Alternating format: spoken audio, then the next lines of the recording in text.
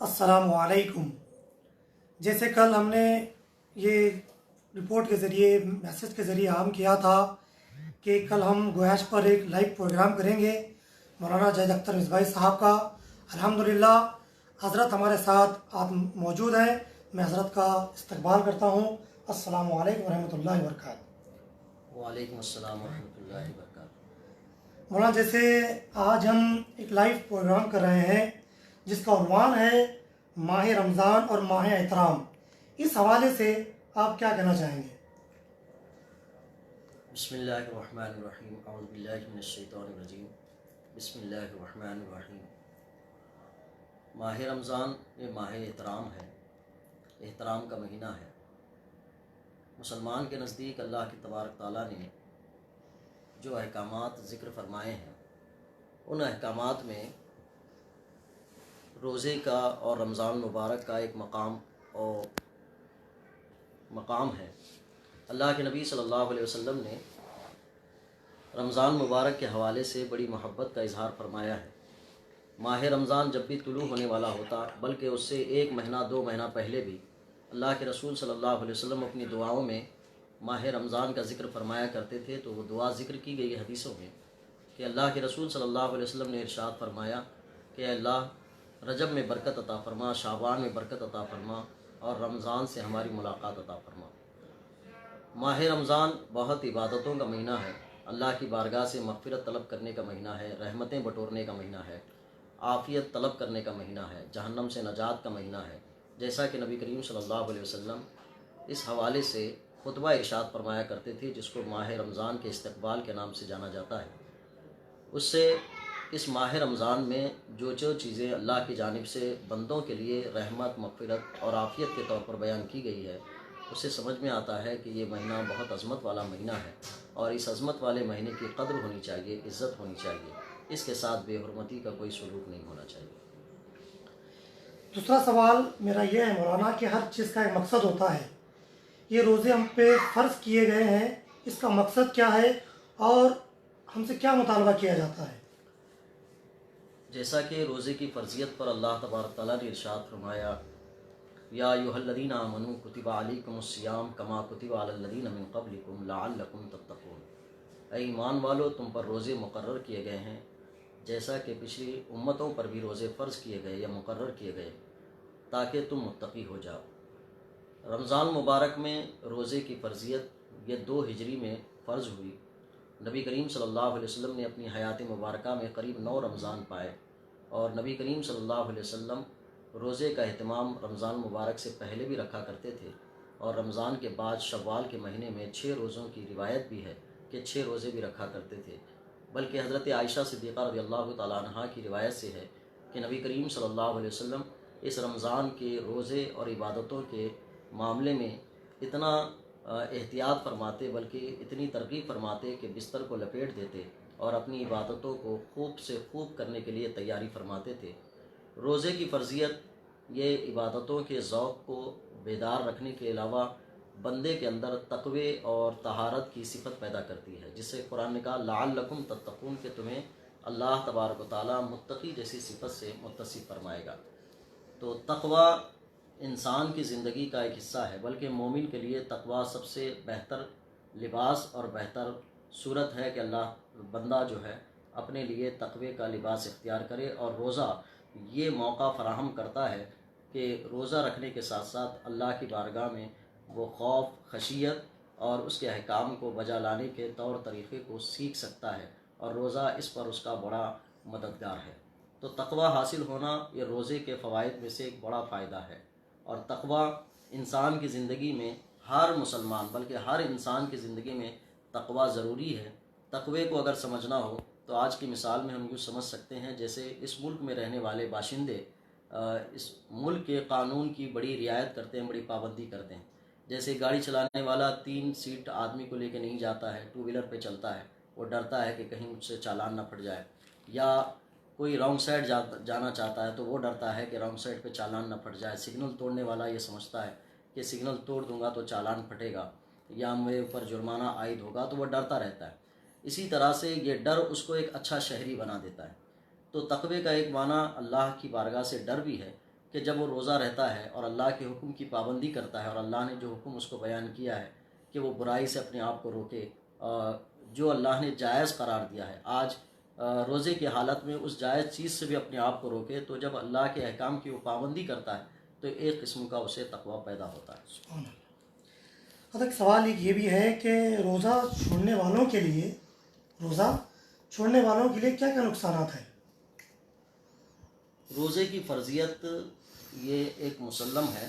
اللہ کے رسول صلی اللہ علیہ وسلم نے ایک مقام پر ارشاد فرمایا کہ جس نے عمدن روزہ چھوڑ دیا یا عمدن روزہ نہیں رکھا، اس نے اگر وہ چاہے تو اس روزے کا کفارہ پوری زندگی ادا کرنا چاہے تب بھی ادا نہیں ہوگا، یعنی وہ رمضان مبارک میں روزہ رکھنے کی فضیلت کو دیگر رمضان کے علاوہ دوسرے دنوں میں رکھ کر بھرپائی نہیں کر سکتا، پورا نہیں کر سکتا۔ احکام اسلام میں روزہ چھوڑنے والے کو جو جان بوجھ کر چھوڑتا ہے اس کے لیے بھی بہت وعیدیں آئی ہیں۔ احکام اسلام میں یہ ذکر کیا، امام اعظم رحمۃ اللہ علیہ نے تو یہ تک کہا کہ جو بندہ جان بوجھ کر روزہ چھوڑتا ہے اس کو قید میں ڈال دینا چاہیے، جب تک کہ وہ اس کا عادی نہ بن جائے، کہ وہ روزہ رکھنے کا عادی نہ بن جائے تب تک اس کو جیل میں ڈالنا چاہیے۔ اور روزے کی اہمیت اصل میں ہمارے پاس پوری واضح نہیں ہو پاتی ہے۔ آج کا انسان بڑا دنیا کو طلب کرنے والا بڑا ہو گیا ہے، جس کی وجہ سے روزے کی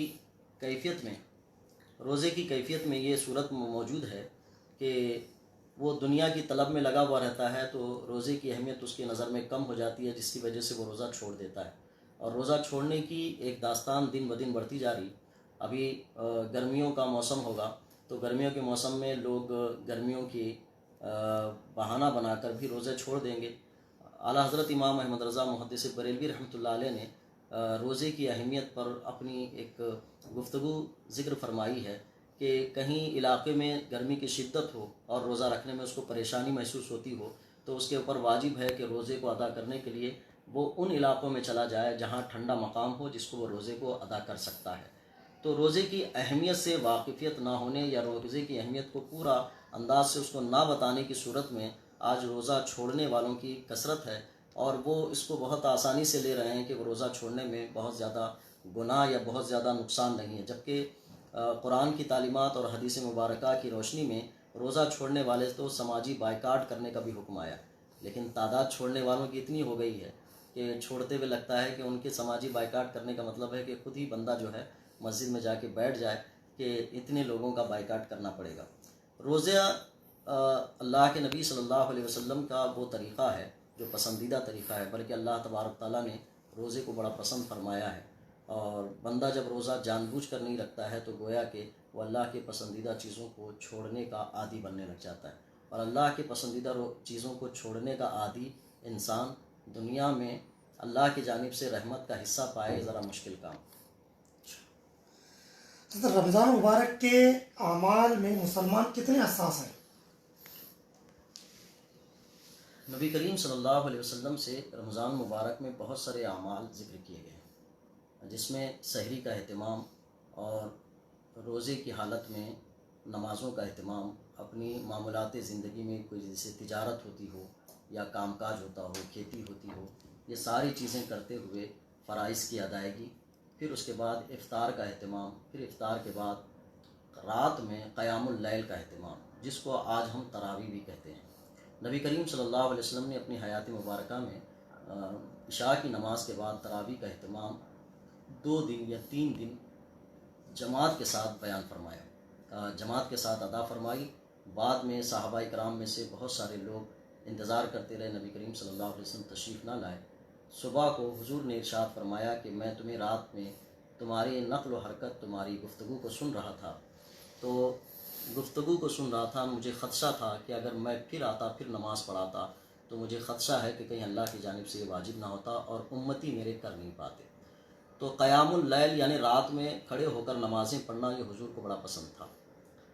اسی طور طریقے کو حضرت عمر فاروق رضی اللہ تعالیٰ عنہ نے اپنے عہد میں باضابطہ جماعت کی شکل میں نمازوں کی ادائیگی کے ذریعے سے قائم فرمایا، تو یہ رمضان مبارک کے معمولات تھے۔ لیکن مسلمان جیسا کہ ایک عادت ہے ہماری کہ ہم تعلیمات اسلامی کو پڑھتے ہیں، سنتے ہیں، اس کے ساتھ ساتھ یہ ہوتا ہے کہ ہم معاشرے کے ایک انسان ہیں، معاشرے کے آدمی، ہماری سوسائٹی، ہمارا معاشرہ، ہمارا کلچر جیسے جیسی چیزوں کا عادی ہوتا ہے اسی عادت پر ہم چلنے لگ جاتے ہیں۔ رمضان مبارک میں بہت بے احتیاطیاں ہیں معمولات میں۔ میں تو کبھی بطور لطیف بات کہا کرتا ہوں اس معاملے میں کہ حدیث مبارکہ میں ہے، اللہ کے رسول صلی اللہ علیہ وسلم ارشاد فرماتے ہیں کہ اس ماہ رمضان کا پہلا عشرہ رحمت کا ہے، دوسرا عشرہ مغفرت کا ہے اور تیسرا عشرہ جہنم سے نجات کا ہے۔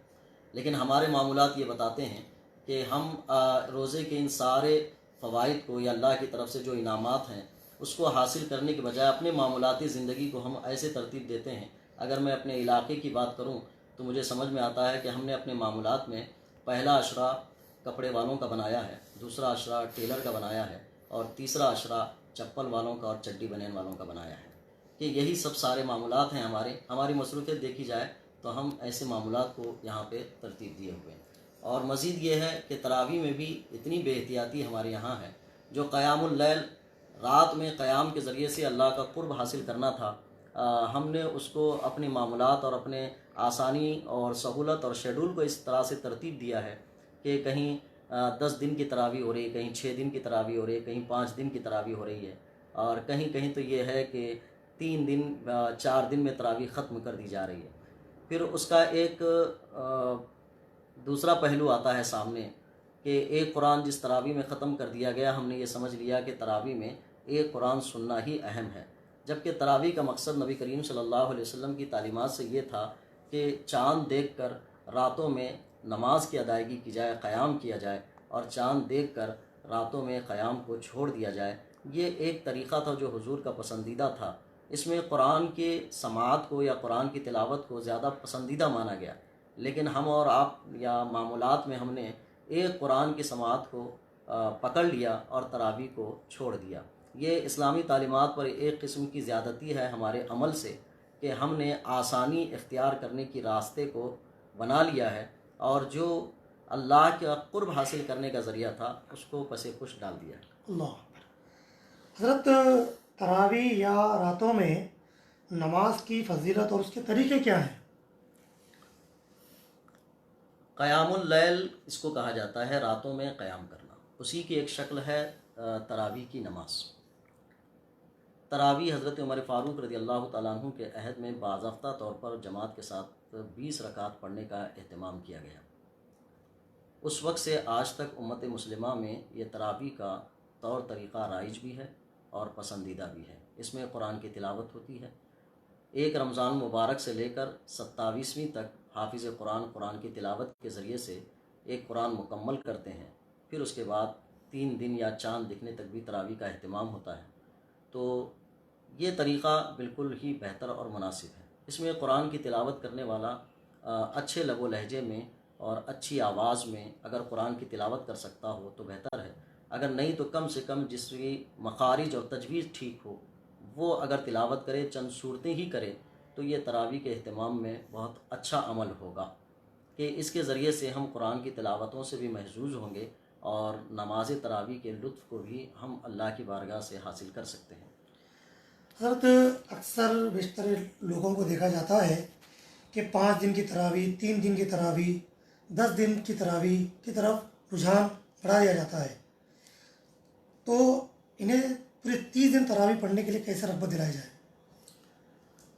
دیکھیے، اعمال تو انسان کرنے کی کوشش کرتا ہے۔ میرے کو خیال گزرتا ہے اس معاملے میں کہ جن لوگوں نے 5 دن کی 10 دن کی تراویح شروع کی ہوگی، یہ ان لوگوں کو دیکھا ہوگا جو بالکل تراویح نہیں پڑھتے ہیں، تو سوچا ہوگا کہ ان لوگوں کو تراویح کی طرف کیسے بلایا جائے۔ یہ ہمیشہ بزنس میں رہتے ہیں یا دوسرے کاروبار میں رہتے ہیں، نوکری پہ رہتے ہیں یا کسی کام میں مشغول رہتے ہیں، ان کو قیام اللیل کی طرف کیسے بلایا جائے۔ تو بعض لوگوں نے سوچا ہوگا کہ ان کے لیے 10 دن کی تراویح کر دیتے ہیں تاکہ کم سے کم پورا رمضان نہ پڑھ سکیں تو 10 دن پڑھ سکیں۔ لیکن اس طریقے کو رائج کرنے کے بعد اس کا ایک دوسرا پہلو نقصان دہ یہ ثابت ہوا کہ 10 دن، 5 دن، 4 دن کی تراویح کو پسند کرتے ہوئے لوگوں نے یہ سمجھ لیا کہ ایک قرآن سننا ہی تراویح کا مقصد ہے، اس کے بعد مابقیہ طور طریقہ چھوڑ دیتے ہیں۔ اب پھر علماء کی پھر دوسری ذمہ داری بن گئی کہ ان کو پورا باضابطہ اس پر قائم رکھنے کے لیے ترغیب دیا جائے۔ تو اب اس کا طریقہ یہی ہوگا کہ 10 دن، 5 دن کی تراویح کو قریب قریب روک دیا جائے اور لوگوں سے کہا جائے کہ آپ تراویح کو جو اصل طریقہ ہے کہ آپ چاہے پورا قرآن سن کر تراویح کا اہتمام کریں یا سورہ تراویح کے ذریعے سے قرآن تراویح کا اہتمام کریں۔ اگر آپ کو مسجدوں میں پہنچ کر جماعت کے ساتھ روزانہ پڑھنے کا موقع نہیں ملتا، آپ سفر میں رہتے ہیں یا کسی مصروفیت میں رہتے ہیں، تو گھر پر آ کر بعد میں تنہا اکیلے نماز پڑھنے کا بھی اہتمام کریں، تاکہ آپ کی تراویح ہو اور قیام اللیل کا وہ جو ثواب رمضان مبارک میں رکھا گیا وہ حاصل ہو جائے۔ ان کو یہ پورے مسائل سے واقفیت کرائی جائے کہ جماعت کی اہمیت، مسجد کی حاضری، تنہا پڑھنے، کب کون سے موقع سے کون سا طریقہ ان کو کر لینا ہے تاکہ قیام اللیل ان کا حاصل ہو جائے۔ تو جو ذہنوں میں بات بیٹھی ہوئی ہے کہ ایک قرآن سن لینا یہ تراویح کے لیے کافی ہے، اس کو نکالنے کے لیے سارے طریقے بیانوں کے ذریعے سے بتا دیے جائیں تو ممکن ہے کہ کچھ لوگ تراویح کا پورا اہتمام کر سکیں۔ جی ماشاء اللہ۔ حضرت ایک سوال یہ بھی ہے کہ درس و تفسیر قرآن کے نام پر غیر عالم بھی درس دیتا نظر آتا ہے، ایسوں کا کیا حکم ہے؟ ایسے کو کیسے روکنا چاہیے؟ قرآن کی تفسیر یا قرآن کا درس، یہ بات سمجھ لیجئے کہ قرآن ایک عالمی سطح کی قانونی کتاب ہے، ایک نظام حیات ہے، نظام قانون ہے، اور یہ عربی زبان میں اس کا نزول ہوا ہے، اور عربی زبان میں نزول کے ساتھ اس کو سمجھنے کی صلاحیت کے لیے الاتقان فی علوم القرآن میں یہ بات ذکر کی گئی ہے کہ قریب 48 علوم چاہیے کہ جو قرآن کو سمجھنے کی صلاحیت رکھتا ہو، اس کے پاس قریب 48 علوم چاہیے، یا جو اتنے علوم رکھتا ہو وہ صحیح قرآن کی تفسیر یا قرآن کے معنی کو بیان کر سکتا ہے۔ درس قرآن کے نام پر جتنے لوگوں نے بھی قرآن کا درس شروع کیا ہے، ان کے لیے یہ بہت بڑی ذمہ داری ہے کہ آپ کسی کے کلام کو نقل کر رہے ہیں یا کسی کے کلام کو پیغام کے طور پر پہنچا رہے ہیں تو آپ پہلے خود سمجھے ہوئے ہیں کہ نہیں۔ کسی اردو کتاب سے یا کسی بیان کو سن کر من و عن بیان کرنا یہ درس قرآن نہیں ہوتا ہے، اور غیر عالم جس کو اس کا علم نہیں ہے تو وہ قریب اس چیز پر زیادتی کرنے والا ہوگا کہ اللہ کے کلام کو وہ ترمیم کر رہا ہے یا بدل رہا ہے یا تحریف کر رہا ہے، اس سے امکانات زیادہ ہوتے ہیں۔ تو غیر عالم کو یا جو درس قرآن کی صلاحیت نہیں رکھتا ہے اس کو پرہیز کرنا چاہیے درس قرآن کا نام یا تفسیر قرآن کا نام لے کر عام طور پر، عمومی طور پر لوگوں میں قرآن کا درس دینے کے نام سے لوگوں کو بلائے اور پہنچائے۔ آپ اندازہ کریں اس چیز سے، جب کوئی کسی کمپنی کا کام کرنے والا ہوتا ہے تو کمپنی کے کچھ طور طریقے اور قانون ہوتے ہیں، تو اس کو پابند کیا جاتا ہے کہ ہماری کمپنی کے جو رولز ریگولیشن ہیں آپ اس کے علاوہ اپنے من سے کوئی بات نہیں کہیں گے، اگر آپ کہہ دیتے ہیں تو آپ کو نکال دیا جائے گا۔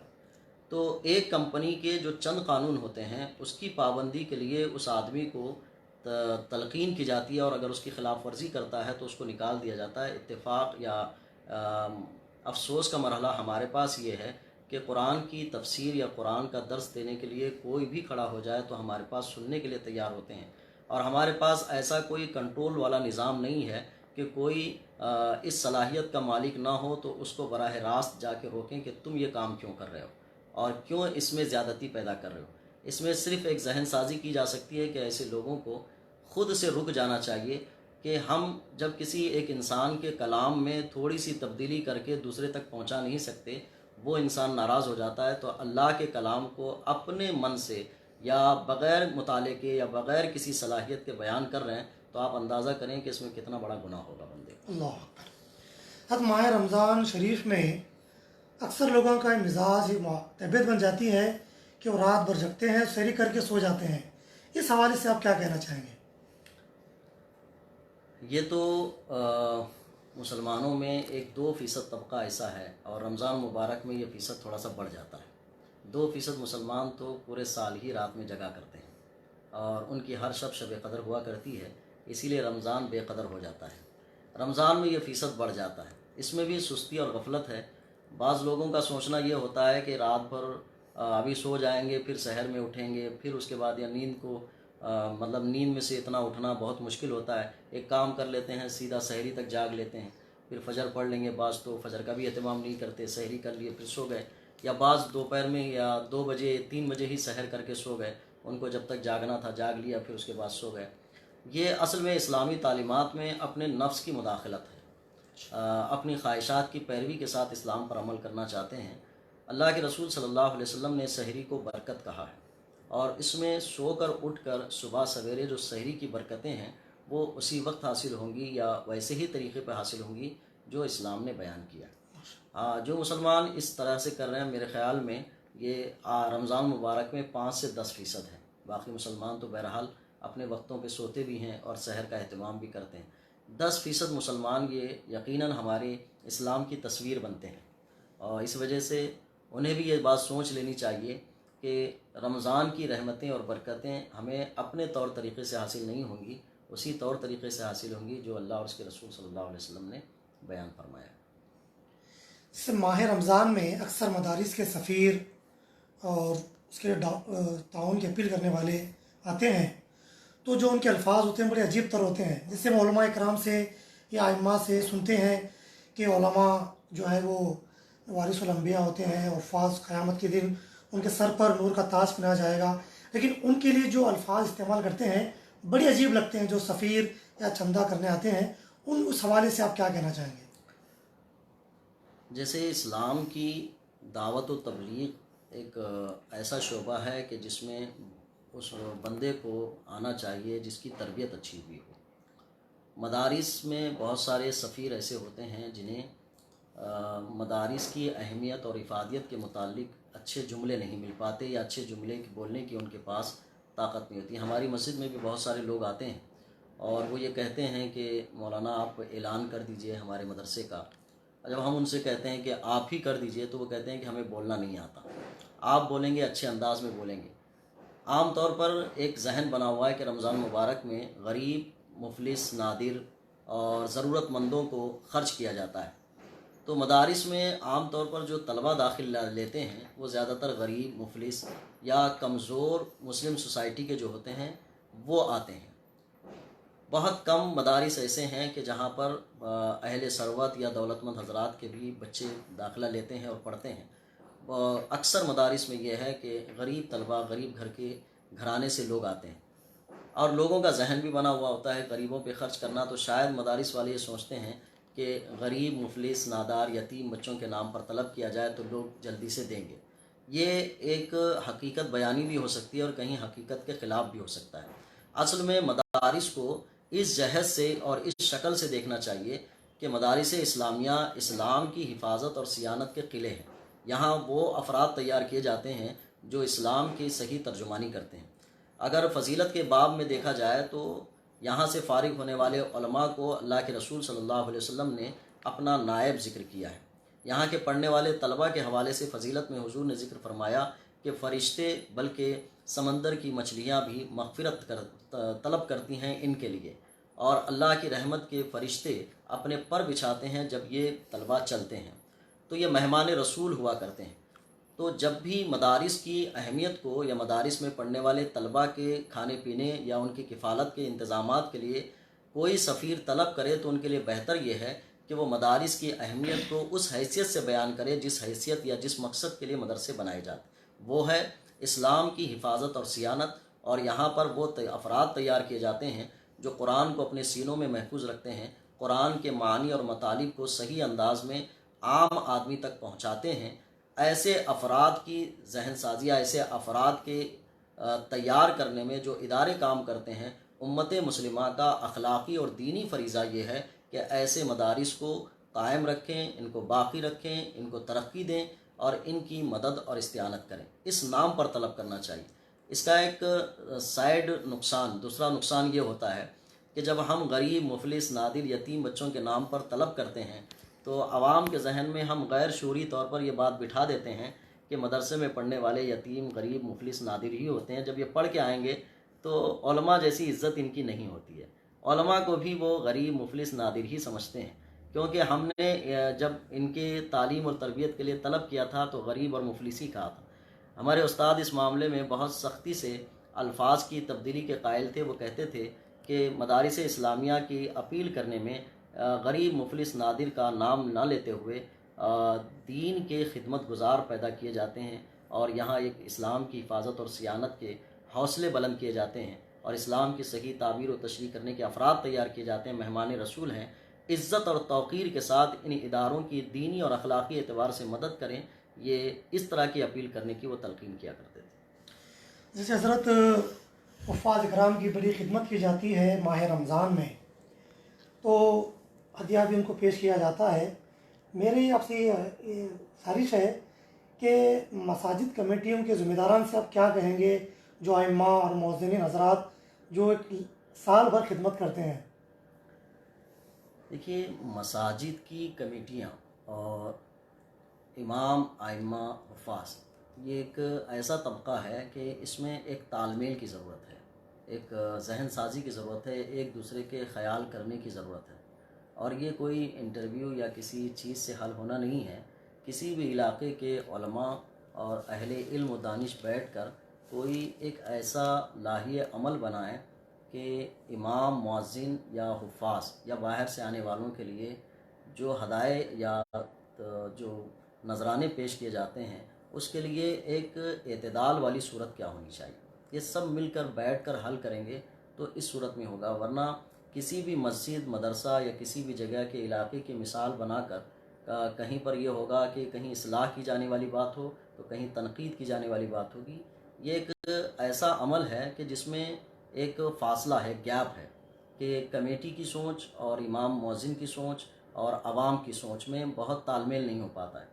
اس کے تال میل کے لیے اہل علم اور درد مند حضرات کو ایک جگہ بیٹھ کر کوئی ایک ایسی تجویز رکھنا چاہیے کہ جس میں ایک اعتدال باقی ہو۔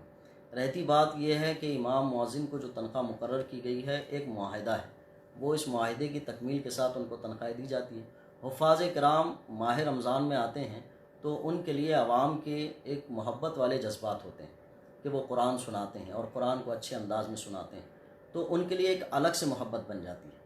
تو الگ سے محبت بن جانا اور ان کے لیے کچھ دے دینا، اس پہ روک تھام کے لیے کوئی ایسی تجویز تو نہیں آئے گی۔ ہاں، اعتدال کی صورت آنے کی کوئی صورت بن سکتی ہے۔ اگر ایسی چیز سوچیں تو کبھی کوئی اعتراض یا اس طرح کی سوچ لا سکتا ہے کہ ایک مسجد میں جلسہ ہوتا ہے اور اس جلسے کے، اس مسجد کے امام صاحب کی جو تنخواہ ہے، کبھی باہر سے آنے والا آدمی اس مسجد میں تقریر کر کے جاتا ہے، تو جو امام صاحب کی ایک مہینے کی تنخواہ ہے وہ ایک جلسے میں تقریر کرنے والے آ کے لے کے جاتے ہیں، تو اس کو نذرانہ اور ہدیہ زیادہ دیا جاتا ہے۔ جی، تو وہاں بھی صورت آئے گی۔ اس صورت میں ایک اعتدال والی صورت کی ضرورت ہے، اس میں ایک بیلنس والی چیز آنی چاہیے۔ کیا ہے وہ؟ مساجد کی کمیٹیاں، ائمہ، علماء، اہل دانش، دردمند حضرات مل کر طے کریں گے تو مناسب قدم ہو سکتا ہے۔ رمضان کے آخری عشرے میں آقا علیہ السلام اعتکاف فرمایا کرتے تھے۔ اعتکاف کا اصل مقصد کیا ہے؟ اس حوالے سے آپ کیا کہیں گے؟ دیکھیے، پورا رمضان المبارک اللہ کی بارگاہ سے رحمتیں بٹورنے کا مہینہ ہے، غم گساری اور ہمدردی اور صبر کا مہینہ ہے۔ رمضان مبارک میں نبی کریم صلی اللہ علیہ وسلم نے امت محمدیہ بلکہ مسلمانوں کے لیے جس احساس کا ذکر کیا ہے وہ استقبال ماہ رمضان کے خطبے سے سمجھ میں آتا ہے کہ حضور فرماتے ہیں کہ یہ وہ رحمت والا مہینہ ہے کہ اللہ تبارک تعالیٰ بندوں کو جو گناہ گار ہیں ان کی بخشش کا اعلان فرماتا ہے، اور اس بخشش کے اعلان میں بندے کو چاہیے کہ رغبت کرتے ہوئے اپنی بخشش کروا لے اللہ کے حضور۔ آقا کریم صلی اللہ علیہ وسلم نے ایک موقع سے ارشاد فرمایا، ہلاکت ہے اس شخص کے لیے کہ جس نے رمضان مبارک پایا اور اپنی بخشش نہیں کرائی۔ اسی بخشش کرانے کا ایک عمل یہ ہے کہ بندہ اعتکاف میں اللہ کو راضی کرنے کے لیے جم جاتا ہے اور بیٹھ جاتا ہے، اس کی خوب بندگی کرتا ہے، اس لیے کہ اللہ تبارک تعالیٰ رمضان کے پہلے عشرے میں اپنی رحمت کا حصہ تقسیم فرماتا ہے اور دوسرے عشرے میں مغفرتیں طلب کرتا ہے اور مغفرتیں عطا فرماتا ہے، بخششیں عطا فرماتا ہے، اور تیسرے عشرے میں جہنم سے نجات عطا فرماتا ہے۔ ایک مومن کے لیے ایک بہت بڑی کامیابی ہے کہ اللہ کی بارگاہ سے وہ جہنم سے نجات کا مستحق ہے۔ اس کے حصول کے لیے اعتکاف جیسی عظیم عبادت رکھی گئی، بلکہ اللہ کے رسول صلی اللہ علیہ وسلم کی عادت کریمہ میں یہ ہے کہ آپ کی حیات مبارکہ میں 9 رمضان ہوئے۔ 9 رمضان مبارک میں آپ نے قریب ہر رمضان میں اعتکاف فرمایا، لیکن زیادہ تر اعتکاف آپ نے آخر عشرے میں فرمایا۔ آخری عشرے میں فرما کر یہ بھی ارشاد فرمایا کہ ایک وہ جو فضیلت والی رات لیلۃ القدر ہے، اسی آخری عشرے میں تمہیں اس کو تلاش کرنا ہے۔ پھر ایک روایت میں ہے کہ طاق راتوں میں تلاش کرو اس کو۔ تو حضور اسی تلاش کے لیے اعتکاف کا اہتمام فرماتے تھے۔ آج ہمارے پاس آخری عشرے میں بزنس کا دور ہوتا ہے اور بزنس کو بڑا پسند کیا جاتا ہے. میں کاروبار کرنے والوں سے بھی گزارش کرتا ہوں کہ احترام رمضان کے اس قاعدے کو ملحوظ رکھتے ہوئے اپنے اعلانات، اپنے پیکیج، اپنے آفر جو ہے وہ پہلے عشرے میں کر دیں، اور لوگ خریداری کے لیے بھی طریقہ اختیار کریں جو کچا سامان ہے، کچا سامان چھوڑ کر باقی سب خریداری وہ پہلے عشرے میں مکمل کر لیں. جن کو بھی اللہ نے طاقت اور وسعت دی ہے، وہ کچھ رمضان یا عید میں اچھا کرنا چاہتے ہیں تو وہ لوگ پہلے عشرے میں کر لیں. آخر عشرے میں اللہ کی جانب سے بڑے انعامات ہیں. اس انعامات کے حصول کے لیے حضور کمر کس لیا کرتے تھے. تو مسلمانوں کے معاملات بھی یہ ہونا چاہیے. جب ہم دکاندار سے کہتے ہیں تو دکاندار یہ کہتے ہیں کہ گراہک نہیں آتا ہے، گراہک سے کہتے ہیں تو وہ گراہک یہ کہتے ہیں کہ وہ لوگ مال لاتے ہی نہیں ہیں پہلے میں، تو وہ ان پہ ڈال دیتے ہیں. آپ اندازہ کریں کہ تلاش شب قدر کی باتیں مسجدوں میں ہر مرتبہ ہوتی ہیں، لیکن جس طرح سے شب قدر میں 27ویں رات کو مسلمان دکانیں بند کر کے اس کی جستجو میں لگے رہتے ہیں، وہ دوسری طاق راتوں میں نہیں لگتے. اگر یہ اہتمام کریں تو بزنس کبھی رکے گا نہیں. ہمارے ماحول پہ رہتا ہے بزنس، تجارت وغیرہ، کاروبار. یہ ہم جیسے بنائیں گے، اگر ہم آفر دے دیں گے کہ جو شب عید ہوتی ہے، جو رمضان کی آخری رات ہوتی ہے، چاند رات جس کو کہتے ہیں، چاند رات میں جو چڈی، بنیان، بیلٹ وغیرہ خریدتے ہیں لوگ، اگر وہ لوگ پہلے ہی دن میں یہ آفر دے دیں کہ بھئی اس دن میں تمہیں ملے گا، تو کل اللہ کی بارگاہ میں ایسا تو نہیں ہوگا کہ اس رات میں اللہ تبارک تعالیٰ پورے رمضان میں جتنے بندوں کی بخشش فرماتا ہے اس کے مد مقابل ایک رات میں اسی کے مثل اتنے بندوں کی بخشش فرماتا ہے، اور بندے سے یہ کہتا ہے کہ چاہو مجھ سے کیا لینا چاہتے ہو، بخشش چاہتے ہو تو لے لو، مغفرت چاہتے ہو لے لو، جہنم سے نجات چاہتے ہو لے لو. اب یہ بندے کی چھوٹی سوچ ہے کہ چڈی، بنیان، بیلٹ لیتا رہتا ہے اور چپل، جوتے لیتا رہتا ہے. اسی لیے کبھی اہل علم کہتے ہیں کہ ہماری زندگی ہماری پسند کے موافق ہو گئی ہے، ہماری زندگی بھی چڈی، بنیان، چپل، جوتے والی ہو گئی ہے. اللہ کی طرف سے وہ بخشش والی چیزیں ہمیں میسر نہیں ہو رہی ہیں. ہم اس کے احترام کو کھو رہے ہیں، اس کے ادب کو کھو رہے ہیں، اور معمولات رمضان کو کھو کر اپنی زندگیوں کو شامل کر رہے ہیں، جس کے نتیجے بھی ہم اپنی زندگیوں میں بھگت رہے ہیں کہ عزت اور سرخوری اور سربلندی ہمارے ہاتھوں نہیں آ رہی. حضرت یہ اکابرین امت میں اور ماہ رمضان کا جیسے احترام کرتے تھے، اس لیے ایک بزرگ کا کوئی بات بتائیں. ایسے مشہور ہے کہ حضرت امام اعظم ابو حنیفہ رحمۃ اللہ علیہ کثرت سے قرآن پڑھا کرتے تھے. دیکھیے، بزرگوں کی سیرت تو نبی کریم صلی اللہ علیہ وسلم کی سیرت کے اتباع میں ہے. جی. جو لوگ بزرگوں کو تسلیم کرتے ہیں یا بزرگوں کی قدر کرتے ہیں، بزرگوں کی عظمت رکھتے ہیں، ان کے لیے بھی آپ ہر بزرگ کی تعلیمات کو پڑھیں. تو تعلیمات میں ان بزرگوں نے رمضان مبارک کا ادب و احترام، پھر اس کے ساتھ ساتھ عبادتوں میں ذوق و شوق جو دکھایا، وہ حضور کی اتباع میں دکھایا. حضور نے امتیوں کو یہ تاکید فرمائی کہ 3 دن سے کم میں قرآن ختم نہ کریں. یہ اچھے لب و لہجے اور اچھے سکون و طمانینت سے پڑھنے کے طریقے میں ہے تاکہ انسان دوسرے معاملات بھی کر سکے. بزرگوں سے ان چیزوں کا ثبوت ہے کہ 3 دن میں بھی قرآن ختم کرتے ہیں، 1 دن میں بھی قرآن ختم کرتے ہیں. ان کا ذوق قرآن بڑا زیادہ ہوتا ہے. اگر بزرگوں کی تعلیمات کو میں بیان کروں تو انہوں نے قرآن کے اس اسلوب پر عمل کیا ہے، فمن تطوع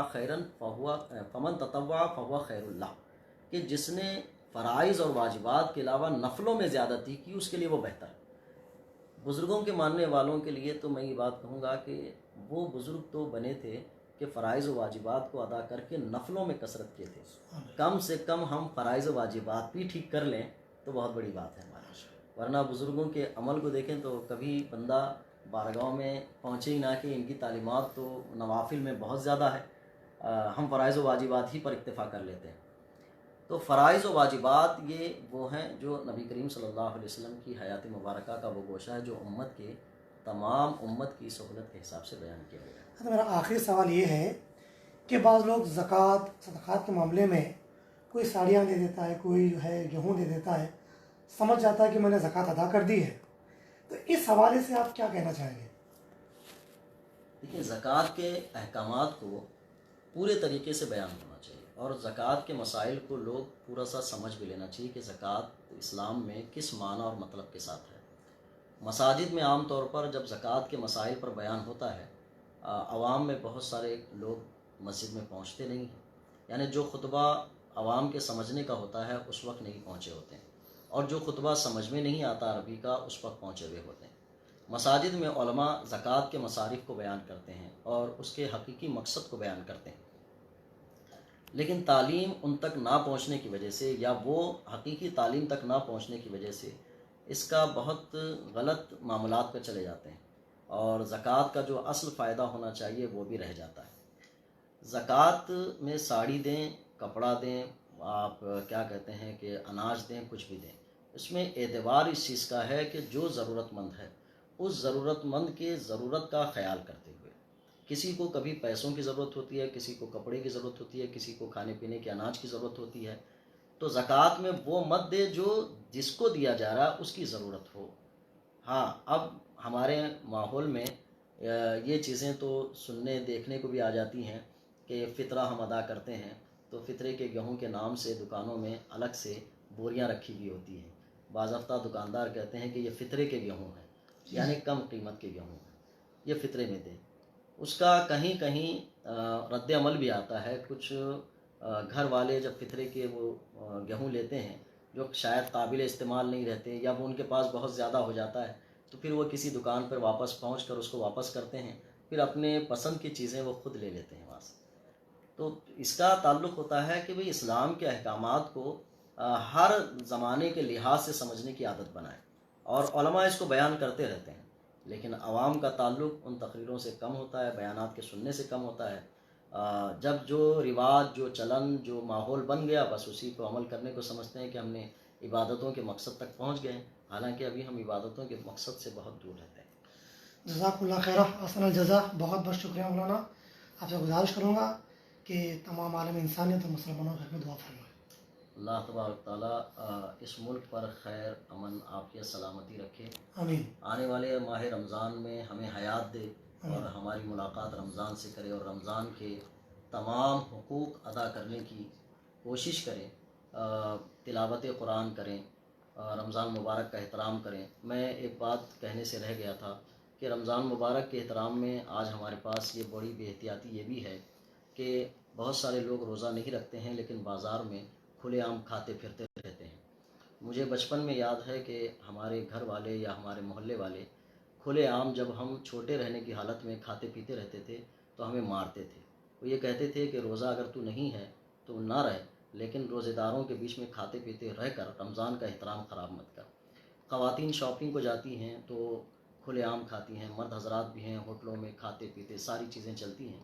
اب یہ محسوس ہونے لگتا ہے کہ رمضان اور غیر رمضان میں بہت زیادہ فرق نہیں رہ گیا، تو یہ احترام اٹھتا جا رہا ہے۔ جن لوگ بھی روزہ نہیں ہیں کسی بھی عذر کی وجہ سے، بیماری کی وجہ سے، کسی معذرت کی وجہ سے، یا ان کو کوئی پریشانی ہے جس کی وجہ سے وہ روزہ نہیں رہیں، لیکن احترام رمضان کے لیے کم سے کم اتنا تو کریں کہ وہ لے جا کر گھر میں یا کسی ایسی جگہ پہ جو پردہ ہو وہاں پہ بیٹھ کے کھائیں پئیں تاکہ رمضان کا احترام باقی رہے۔ مولانا میرا ایک سوال یہ ہے، روزہ رکھی جو کرتے ہیں اس کے بارے میں آپ کا کیا کہنا ہے؟ جب کوئی بچہ پہلی بار روزہ رہتا ہے تو اس کو پھول پہنا کر جو خوشی ظاہر کرتے ہیں، اس کے بارے میں آپ کیا کہنا چاہیں گے؟ یہ ایک طریقہ ہے جو بچے کو روزے کی ترغیب دلانے کے لیے، اس کو میں ایسے کوئی قرآن و سنت سے ثبوت تو نہیں کہوں گا کہ ایسا کرنا چاہیے، لیکن ترغیب عبادت کی طرف جس طریقے سے بھی ہو سکتی ہو، اسلام نے اس کی اجازت دی ہے کہ 6 سال 7 سال کا بچہ جو روزہ رکھتا ہے تو ہم اس کی گلپوشی کرتے ہیں اور اس کو مسجد میں لے جا کر یا کہیں پہ لے جا کر اس کی اہتمام کرتے ہیں کہ بھئی روزہ رکھا ہے۔ تو یہ بہت اچھی چیز ہے، اس سے بچوں میں روزہ رکھنے کا شوق بیدار ہوتا ہے۔ انعام و اکرام ہم دیتے ہیں اور انعام و اکرام کے ساتھ ان کے اوپر گلپوشی کرتے ہیں۔ ہاں، ایک رسم جو ہے یہ کہ اس میں کھانے کی دعوت کر دیتے ہیں۔ تو جو غریب لوگ ہیں جو روزہ رکھتے ہیں، روزہ اصل میں یہ ایک ایسا ہے کہ امیر غریب سب کے لیے برابر برابر ہے۔ تو جب کوئی پیسے والے اس کے کوئی دعوت و اہتمام کرتے ہیں تو غریبوں کو بھی یہ سمجھ میں آتا ہے کہ جب بھی بچے کا روزہ رکھیں گے ہم کو دعوت کرنا پڑے گا۔ یہ اسلام کے لوازمات میں سے نہیں۔ اللہ نے طاقت دی ہے تو آپ افطار کرائیں، اس کی فضیلتوں کو حاصل کریں، لیکن غریب آدمی بھی امیروں کے برابر جائے، یہ اسلام کی تعلیمات کا حصہ نہیں، یہ تو رسم ہو گئی۔ ایک رواج ہو گیا۔ کس بنا پہ روزہ چھوڑ سکتے ہیں مولانا؟ جب اپنے کو کون سے لیول پہ جب اپن پریشان ہوتے ہیں کب ہم کو روزہ چھوڑنے کا حکم ہے؟ اور روزہ اگر جان بوجھ کے روزہ چھوڑ رہے ہیں تو اس کی سزا اللہ کیا دے گا؟ ایک تو سب سے بڑی سزا ہے جان بوجھ کر جب بندہ چھوڑتا ہے تو سمجھ لیجئے کہ وہ اللہ کی رحمت سے دور ہے، اس لیے کہ اللہ کی رحمت کے قریب بندہ وہ آتا ہے جو اس کی احکام کو بجا لاتا ہے۔ میں تھوڑے سے وقت میں یہ تفصیل نہیں بیان کر سکتا رحمت سے دور ہونے کے نقصانات کیا کیا ہیں۔ رحمت سے دور ہونے کے نقصانات یہ ہیں کہ خیر اور نیکی کی توفیق بندے سے چھوٹ جاتی ہے، ایک سب سے بڑا۔ دوسرا گناہ جو اللہ کے رسول صلی اللہ علیہ وسلم نے بیان فرمایا کہ اتنا سخت گناہ ہے کہ زندگی بھر اس کا کفارہ پورے روزے رکھ کر بھی کرنا چاہے تو اللہ کے نزدیک رمضان میں چھوڑے ہوئے روزے کا وہ بدل نہیں بن پائے گا۔ اور اہل علم نے جو کہا ہے کہ ایسے بندوں کو جو جان بوجھ کر روزہ چھوڑتے ہیں، امام اعظم رحمۃ اللہ نے کہا ان کو جیل میں ڈالنا چاہیے اور قید کر دینا چاہیے ان کو، جب تک کہ وہ روزہ رکھنے کی عادت نہیں بنا لیتے۔ اب اسلامی کوئی ریاست اور سلطنت نہیں ہے کہ ان کو بجا لائے، لیکن اس سے اس کی اہمیت سمجھ سکتے ہیں کہ کتنا سخت حکم دیا گیا کہ اتنا تک کرنا پڑے گا۔ اور گناہ کا جہاں تک تعلق ہے کہ اللہ کی رحمتیں اس سے دور ہو جاتی ہیں جو بندہ جان بوجھ کر روزہ نہیں رکھتا ہے، اور رحمتیں دور ہونا بلا اور مصیبت کا آسانی سے آ جانا دونوں برابر ہے۔ انسان بلا اور مصیبتوں میں اسی وقت گرتا ہے جب اللہ کی رحمت سے دور ہوتا ہے، اور مصیبتیں اور یہ جو بلائیں آ رہی ہیں تو بندے کو ایک حصہ تو اسی کا ہے کہ اس نے اللہ کی رحمت سے اپنے آپ کو دور کر دیا ہے، بہت بڑا گناہ ہے۔ روزہ جو لوگ چھوڑنے کا جن کا حکم آیا ہے، سفر کی حالت میں روزہ چھوڑ سکتے ہیں۔ بیمار اتنے ہوں کہ روزہ رکھنے سے بیماری بڑھے گی تو وہ روزہ چھوڑ سکتا ہے۔ حاملہ خاتون ہے جو پریگننٹ ہے اور یا جس کی بچے کی ولادت بھی ہے، جس کو دودھ پلانا ہے، وہ بھی روزہ چھوڑ سکتے ہیں۔ معمولی سر درد کی بنیاد پر روزہ چھوڑنا، پیٹ میں تھوڑا سا درد ہو گیا تھا روزہ چھوڑ دیا، پیر میں درد ہوا تھا روزہ چھوڑ دیا، ہلکا سا بخار آیا تھا روزہ چھوڑ دیا، الٹی ہو گئی تھی جو روزہ چھوڑ دیا، یہ سب ہیلے بہانے ہیں، ان سے روزہ چھوڑنے کا کوئی حکم نہیں آتا ہے۔ روزہ مقرور ہونا یا ٹوٹ جانا مولانا؟ دیکھیں اس کے بڑے تفصیل احکامات ہیں، دو چند کو میں یہاں پہ ذکر کر سکتا ہوں کہ بھئی روزہ مکروہ کس سے ہوتا ہے۔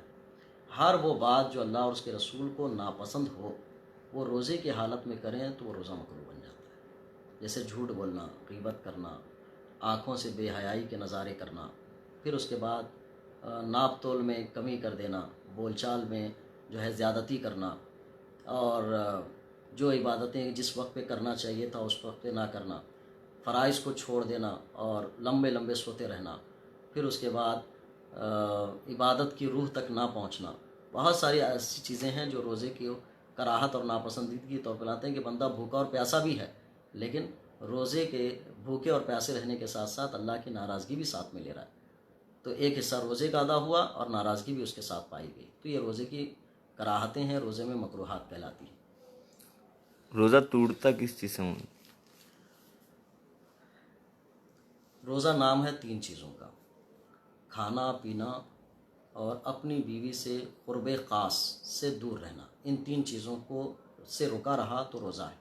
اگر ان تین چیزوں میں سے پھر کوئی کر لیا تو روزہ ٹوٹ جاتا ہے، یا ان تین چیزوں کے برابر میں کوئی چیز ہے تو اس سے بھی روزہ ٹوٹ جاتا ہے۔ اب کھانے پینے میں کون کون سی چیزیں شامل ہیں، اس کے احکامات بڑے تفصیل کے ساتھ ہیں۔ اس کے لیے کوئی ایک خاص محفل ہونا چاہیے اور ایک پروگرام منعقد ہونا چاہیے یہ بتانے کے لیے کہ روزہ کس، بلکہ آج پیغامات میسیجز بھی آتے ہیں واٹس ایپ پہ، پوری تفصیل کے ساتھ لکھے ہوئے رہتے ہیں۔ کچھ علماء کی ویڈیوز بھی ہیں، اس میں تفصیل سے انہوں نے بیان کیا ہے کہ بھی کہاں کہاں ہے۔ علماء اہل سنت کی بیانات کو سنیں گے تو پوری تفصیل کے ساتھ معلومات ہو سکتی ہیں۔ آخر میں مولانا گزارش کروں گا کہ عالم انسانیت اور تمام مسلمانوں کی خدمت دعا فرمائے، بالخصوص ملک شام اور شیریہ کے جو حالات ہیں ان کے لیے بھی خاص دعا کیجیے۔ اللہ تبارک تعالیٰ پورے عالم اسلام پر بلکہ پوری دنیا پر امن و راحت آسانی عطا فرمائے۔ آمین۔ ہماری زبانیں چھوٹی ہیں، گناہ گار ہیں، اللہ کے بڑے نافرمان ہیں، لیکن مانگیں گے بھی تو اللہ ہی سے مانگیں گے کہ اللہ تبارک تعالیٰ جو ہے اس اپنے ہی سے مانگنے کی تلقین فرماتا ہے۔ ہم گناہ گار سیاہ کار ضرور ہیں لیکن مولا تیرے بندے ہیں، اور اتنے جسم یا روح کے اندر پاکیزگی اور طہارت نہیں ہے کہ تیری پوری بندگی کر سکیں، لیکن تیرے نافرمان ہونے کے ساتھ تیری بارگاہ سے طلب کرتے ہیں کہ مولا تو اپنا فضل فرما، رحم فرما، کرم فرما، عافیت عطا فرما، سلامتی عطا فرما، اور رمضان مبارک کے تمام حقوق ادا کرنے کی توفیق عطا فرما، اور تو یہ رمضان مبارک ہم کو ایسے عطا فرما کہ تو اپنی رضا عطا فرما، تیرے رسول صلی اللہ علیہ وسلم کی رضا